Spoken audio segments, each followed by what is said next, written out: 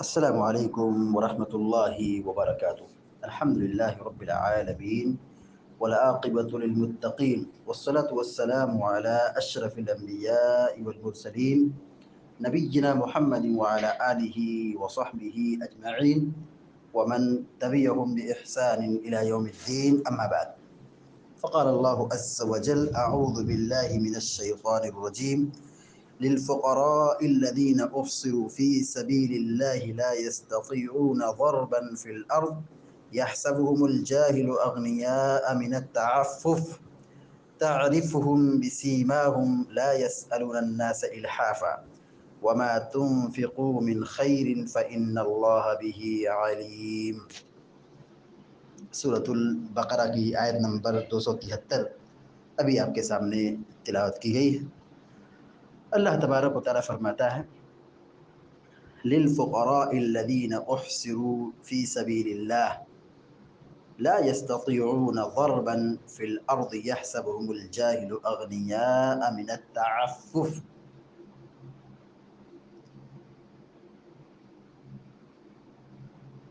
صدقات کے مستحق وہ فقراء ہیں جو اللہ کی راہ میں روک دیے گئے ہیں۔ للفقراء الذین، ان فقراء کے لیے ہے، یعنی صدقہ اور خیرات ان فقراء کے لیے ہے الذین احصروا فی سبیل اللہ، جن کو اللہ کے راستے میں روک دیا گیا ہے، یعنی وہ جہاد میں مصروف ہیں، جہاد میں مصروف ہیں، اللہ کے کلمے کو بلند کرنے کے مشن میں بالکل ہمیشہ تن من کی بازی لگا دیے، جہاد میں مصروف ہے، اللہ کے راستے میں ہے۔ لا يستطيعون ضربا في الارض، وہ طاقت نہیں رکھتے ہیں کہ وہ زمین میں چلیں، سفر کریں، تجارت کے لیے، بزنس کے لیے، کاروبار کے لیے، پیسہ کمانے کے لیے ان کے پاس فرصت نہیں ہے۔ وہ اللہ کی راہ میں لگے ہوئے ہیں، اللہ کی راہ میں لگے ہوئے ہیں، جہاد میں مصروف ہے۔ ان کے پاس اتنا وقت نہیں ہے کہ وہ جہاد چھوڑ کر کے کاروبار میں وقت دیں، بزنس میں وقت دیں۔ وہ اللہ کے دین کو غالب کرنے اور اللہ کے دین کی سربلندی کے لیے اپنا پورا وقت وقف کر دیے۔ لا يستطيعون ضربا في الارض، وہ زمین میں چلنے کی طاقت نہیں رکھتے، ان کے پاس وقت نہیں ہے کہ وہ چلیں، سفر کریں، کاروبار کریں، بزنس کریں۔ يحسبهم الجاهل اغنیاء، نادان لوگ، جاہل لوگ انہیں مالدار سمجھتے ہیں۔ يحسبهم الجاهل اغنیاء، مالدار لوگ، نادان لوگ ایسے لوگوں کو، ایسے مجاہدوں کو مالدار سمجھتے ہیں۔ کیوں مالدار سمجھتے ہیں؟ من التعفف، کیونکہ وہ ہاتھ نہیں پھیلاتے، وہ سوال نہیں کرتے، وہ پاک دامنی اختیار کرتے، بے نیازی کی صفت پیدا کرتے۔ تو جب وہ نہیں مانگتے ہیں، سوال نہیں کرتے ہیں، ہاتھ نہیں پھیلاتے ہیں، تو عام پبلک یہی سمجھتی ہے کہ ان کو ضرورت نہیں ہے، اس لیے نہیں مانگتے ہیں۔ ان کا کام چل رہا ہے، ہاتھ نہیں پھیلاتے مطلب ان کا کام چل رہا ہے، اس لیے نہیں مانگتے ہیں۔ تو نادان لوگ ان کو مالداروں کی فہرست میں شمار کرتے ہیں۔ نادان لوگ، جاہل لوگ جو نہیں جانتے ہیں تو کیا سمجھتے ہیں کہ یہ نہیں مانگتے ہیں، یہ مستحق نہیں ہے، یہ مالدار ہے، ان کا گھرانہ اچھا ہے۔ اللہ رب العالمین کہتا ہے: تعرفهم بسیماہم، تم ان کو ان کی نشانیوں سے پہچان سکتے ہو۔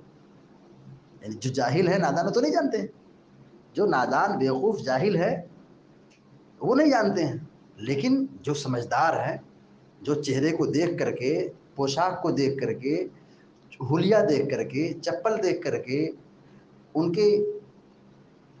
کی شکل دیکھ کر کے لوگ پہچان لیتے ہیں کہ واقعی یہ آدمی اندر سے مجبور ہے، مگر عزت نفس گوارا نہیں کرتا ہے کہ وہ لوگوں کے سامنے ہاتھ پھیلائے، بھیک مانگے، چونکہ بھیک مانگنا ہر آدمی کا کام نہیں ہے۔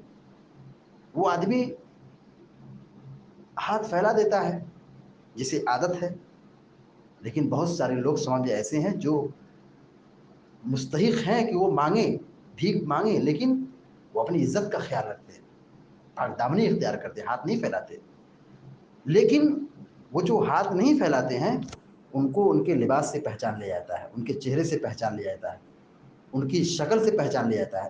اسی کو قرآن نے کہا تعریفہم بسیماہم، تم ان کو ان کے چہروں سے، ان کی علامتوں سے پہچان لیتے ہو.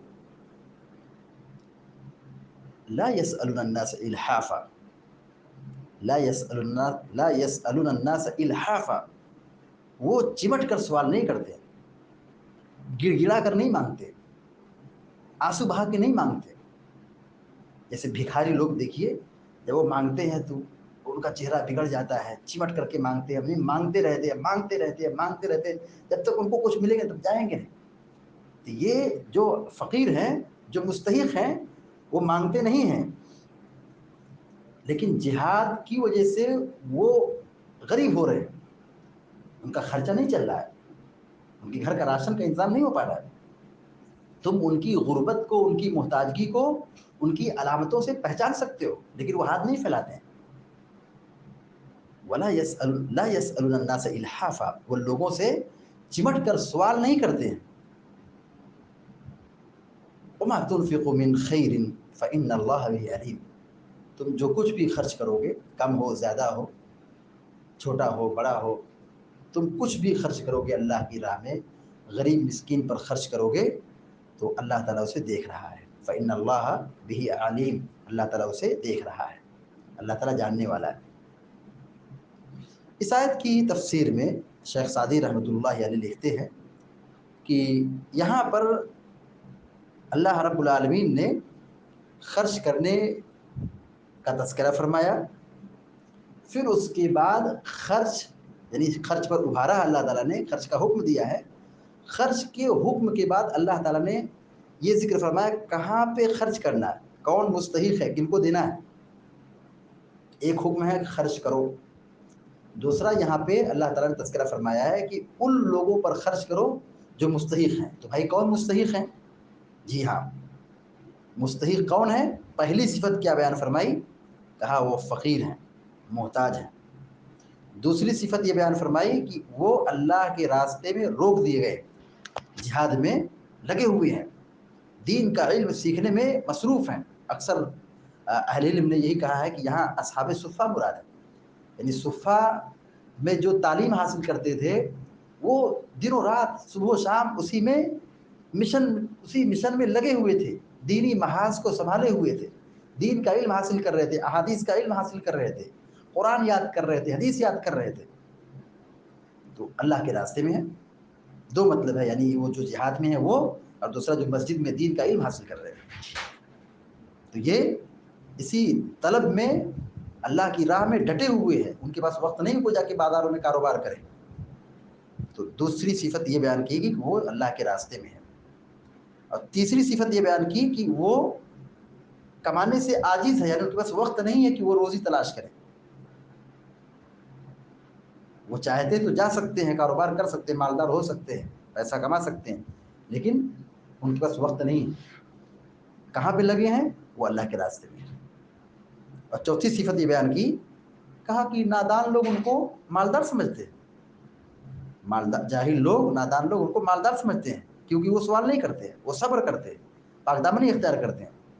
پانچویں صفت یہ بیان کی، کہا کہ تم ان کو ان کی نشانیوں سے پہچان سکتے ہو، تم ان کو ان کی نشانیوں سے پہچان سکتے ہو. جو جاہل ہے، نادان ہے، وہ نہیں سمجھ سکتے، لیکن جو سمجھدار ہے، سوجھ بوجھ رکھتے ہیں، وہ ان کی حالت سے، ان کی شناخت سے، حلیہ، شکل، صورت، چہرہ، چپل، یہ سب دیکھ کر کے ہم بتا سکتے ہیں کہ واقعی یہ آدمی مجبور ہے. اور چھٹی صفت یہ بیان کی، وہ جو محتاج ہیں وہ لوگوں کے سامنے رو کر کے نہیں مانگتے، چمٹ کر نہیں مانگتے. یہ 6 صفات ذکر کی ہے کہ ایسے لوگوں پر خرچ کرنا چاہیے. دیکھو دنیا کے لوگ، ہمارا معاشرہ، ہمارا سماج یا ہم مسلمان کیا سمجھتے ہیں کہ جو مانگ رہا ہے واقعی یہ بہت بڑا مجبور آدمی ہے, اس کو دینا چاہیے. اور دنیا کے لوگ اس کی مدد کرتے ہیں جو مانگتا ہے. اور جو بیچارہ نہیں مانگتا ہے, عزت دار ہے, خوددار ہے, بے نیازی اختیار کرتا ہے, صبر کرتا ہے, وہ ہاتھ نہیں پھیلاتا ہے, تو لوگ اس کو نہیں دیتے, اس کو نہیں دیتے, نہ ہدیہ دیتے, نہ تحفہ دیتے, نہ صدقہ دیتے, نہ زکوٰۃ دیتے, کچھ نہیں دیتے, محروم کر دیتے ہیں. جو مانگتا ہے اسی کو ملتا ہے, جو نہیں مانگتا اس کو نہیں ملتا ہے. الا من رحم ربی, الا ماشاء اللہ کچھ لوگ ہیں جو واقعی ان لوگوں کا بھی خیال کرتے ہیں. تو حقیقت میں مسکین کون آدمی ہے, فقیر کون آدمی ہے؟ یہ نہیں جو چکر لگاتا ہے, کٹورا لے کر کے, پیالہ لے کر کے مانگتا ہے, تو کوئی 2 کھجور دیتا ہے, تو کوئی 1-2 لقمہ دیتا ہے, تو کوئی چند کھانا دے دیتا ہے. یہ مسکین نہیں ہے.